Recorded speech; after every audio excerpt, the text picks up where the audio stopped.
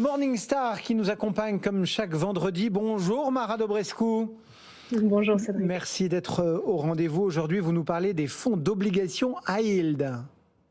Oui, de quoi s'agit-il? Donc, ce sont des fonds qui investissent en obligations de notation de crédit spéculative, donc avec une note inférieure à triple B-. En Europe, ça va couvrir de la dette d'entreprise comme Casino, Forestia, Iliad ou Renault.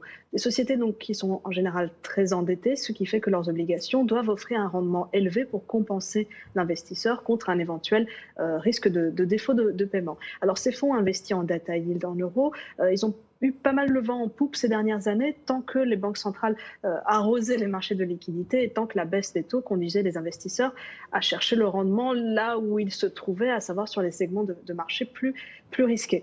Sans surprise, c'est beaucoup plus compliqué là depuis le début de cette année, d'une part avec la remontée des taux, puisque les obligations sans risque sont devenues plus attractives, et d'autre part avec les craintes d'une récession économique mondiale qui font planer ce spectre d'une cascade de défauts de paiement sur les entreprises. Est-ce que ça veut dire que c'est le moment de vendre ? Alors, vous n'allez pas être surpris, Cédric.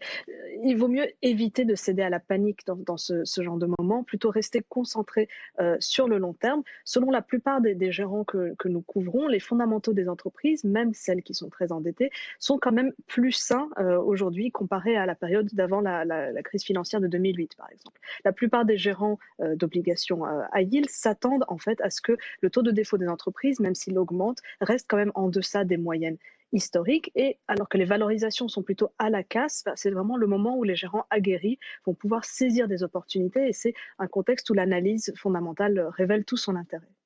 Quelques idées de fonds à nous conseiller du coup ? Oui, alors donc c'est comme je disais, un segment de marché assez risqué, peu efficient, donc il y a beaucoup d'asymétrie d'information. Pour une fois, ça veut dire que c'est idéal pour la gestion active qui obtient de meilleurs résultats que les fonds passifs sur le long terme. On peut mentionner plusieurs idées. Le HSBC GIF Euro High Yield, c'est un fonds noté Gold avec le même gérant aux commandes depuis près de 20 ans, Philippe Igigabel. Et sur cette période, le fonds n'a eu aucun défaut de paiement sur les entreprises en portefeuille. Ça, c'est un résultat vraiment remarquable. On peut aussi citer le Candriam Bonds Euro High Yield. Il est noté Silver sur sa part la moins chère. Là aussi, une approche fondamentale de grande qualité. Et à noter que compte tenu du manque relatif de liquidité de ce marché high yield, c'est un fonds dont les gérants n'ont pas hésité à fermer les nouvelles souscriptions lorsque le fonds risquait de devenir trop gros pour préserver l'intérêt des portefeuilles.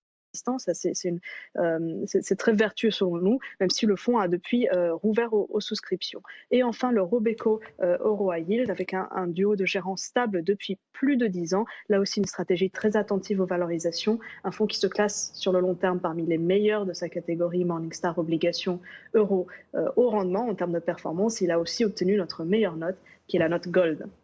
Merci beaucoup Mara Dobrescu, donc Morningstar qui nous accompagne régulièrement le vendredi pour quelques idées de fonds.